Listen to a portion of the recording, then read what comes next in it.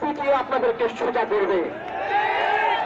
বাংলাদেশ ছাত্র অধিকার পরিষদ সন্ত্রাসীরা ঘুরে বেড়ায়, ডাকসু হামলার সাক্ষী নাই, এই কথাটির ভিত্তি নাই, এই বলে তারা আজকে এই ঐতিহ্যবাহী পল্টন মোড়কে চারিদিকে ঘিরে রেখেছে এবং এখানে তারা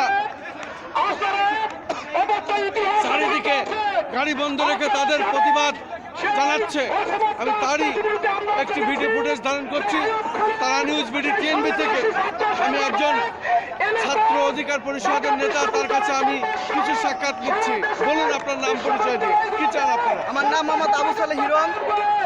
আজ 22শে ডিসেম্বর 1 বছর পূর্ণ হলো সম্মানিত ভিপি, সাবেক নির্বাচিত ভিপি নুরুল হক নূর ভাই, তিনি সহ ডাকসুর ভবনে তিনি সহ প্রায় 43 জন লোক ছাত্রলীগের এবং মুক্তিযুদ্ধ মঞ্চের কিছু সন্ত্রাসীদের দ্বারা আক্রান্ত হয়েছে, কিন্তু সেই বিচার আজ পর্যন্ত আমরা পাই নাই। বিচার চান? আমরা ন্যায় বিচার চাই প্রশাসনের কাছে এবং মাননীয় প্রধানমন্ত্রীর কাছে আমরা এর ন্যায় বিচার দাবি করি। সিদ্ধান্ত থেকে সরকার সরে না আসে, আমরা সারা বাংলাদেশের শ্রমিক শ্রেণীকে নিয়ে এই গণতন্ত্র উত্তরণ এই আন্দোলনে আমরা সংগঠনে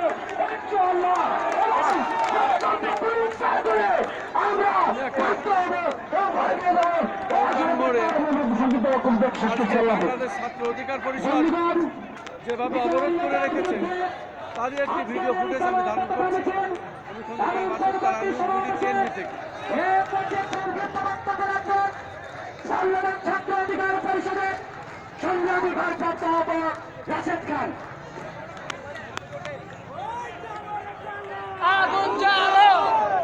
সংগ্রামী সাথী বন্ধুগণ, আজকে এমন এক সময় এসে আমরা এই বাংলাদেশের মাটিতে আমরা আন্দোলন সংগ্রাম করছি। যে সময়ে এই ফ্যাসিবাদী এই স্বৈরতান্ত্রিক সরকার ঢাকাতে রাজধানীতে তারা সমাবেশ নিষিদ্ধ করেছে। 1952, 71, 90 এবং 2000 সালে আমাদের পূর্বপুরুষরা জীবন দিয়েছেন এদেশে গণতন্ত্র প্রতিষ্ঠা করার জন্য। সেই গণতন্ত্রকে আজকে এদেশে প্রতিষ্ঠা হয়েছে। এদেশে কি মানুষের ভোটাধিকার আছে? এদেশে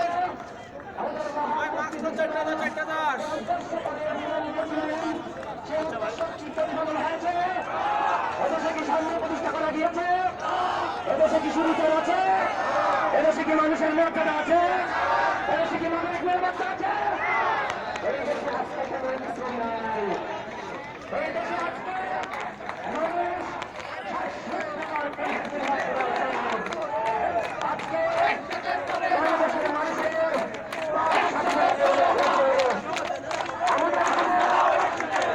হত্যা করার ষড়যন্ত্র হচ্ছে। 22শে ডিসেম্বর ঢাকা বিশ্ববিদ্যালয়ে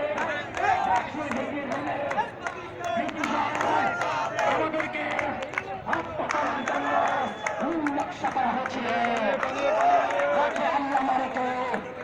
এই দেশের জনগণের ভালোবাসায় তাদের দোয়ায় আমরা এখনো বেঁচে রয়েছি। বাংলাদেশের মানুষ যদি আমাদেরকে সমর্থন দেয়, ইনশাআল্লাহ আগামী দিনে এই রাষ্ট্র ক্ষমতায় গিয়ে এই রাষ্ট্র মেলায় করবে ইনশাআল্লাহ। এই তরুণ সমাজকে অধিকার ক্ষমতা চাইনি, হামলা মামলা জেল রিমান্ড দিয়ে এখনো থামানো যাবে না। তরুণ সমাজ বারবার তারা উঠে দাঁড়িয়েছে। আমাদেরকে সামনেও যদি আমাদের উপর হামলা চালানো হয়, আমাদেরকে রিমান্ডে অত্যাচার করা হয়, আমাদেরকে জেলে নেওয়া হয়, আমি মনে করি এই বাংলাদেশের হাজারো লাখ করে জন্ম হবে। এই বাংলাদেশের ছাত্র সমাজ মিলে হাজারো তরুণদের প্রতিদ্বন্দ্বী করে তুলবে। ছাত্র অধিকার পরিষদে এখন যারা নেতৃবৃন্দ রয়েছে তাদের প্রত্যেককে যদি হত্যা করা হয়, আমি মনে করি এদেশের তরুণ সমাজ মিলে আরেকটি ছাত্র অধিকার পরিষদ গঠন করবে এবং তাদের নেতৃত্বে ইনশাআল্লাহ এই প্রতিবাদী এই স্বৈরতান্ত্রিক ব্যবস্থার পতন হবে। সেই প্রত্যাশায় আমরা থাকছি, ইনশাআল্লাহ একদিন পরিবর্তন হবে। আপনারা জানেন সেই কোটা সংস্কার আন্দোলন থেকে এখনো পর্যন্ত আমাদের নেতা কর্মীদের নামে অসংখ্য মামলা দেওয়া হয়েছে। এখনো পর্যন্ত কোন একটি মামলার প্রতিবেদন এই আওয়ামী লীগ সরকারের নিয়োজিত প্রশাসন দিতে পারেনি। আমরা দেখেছি ডাকসু হামলার সাথে যারা জড়িত ছিল তাদেরকে অব্যাহতি দেওয়ার জন্য তারা সুপারিশ করেছে। আমরা ধিক্কার জানাই এবং এই সরকারের প্রতিবেদন যে প্রতিবেদন পুলিশের মাধ্যমে তারা দিচ্ছেন সেই প্রতিবেদনকে আজকে এই পরিচালন গ্রাম থেকে আমরা প্রত্যাখ্যান করছি। আমরা সরকারকে আহ্বান জানাচ্ছি প্রত্যাখ্যান করে আপনারা আদেশ করে আমাদেরকে হাতে চুপ করিয়ে দিতে পেরেছিলেন, কিন্তু আপনারা যদি সুষ্ঠু প্রতিবেদন না দেন, যারা এই হামলার সাথে জড়িত ছিল, যারা আমাদের হত্যার নীল নকশা ছিলেন, তাদেরকে যদি আপনারা শাস্তির আওতায় না আনেন, তাহলে এই বাংলার ছাত্র সমাজ রাজপথে নেমে দুর্বার আন্দোলন করে তুলবে ইনশাআল্লাহ। এবং একই সাথে সেই কোটা সংস্কার আন্দোলন থেকে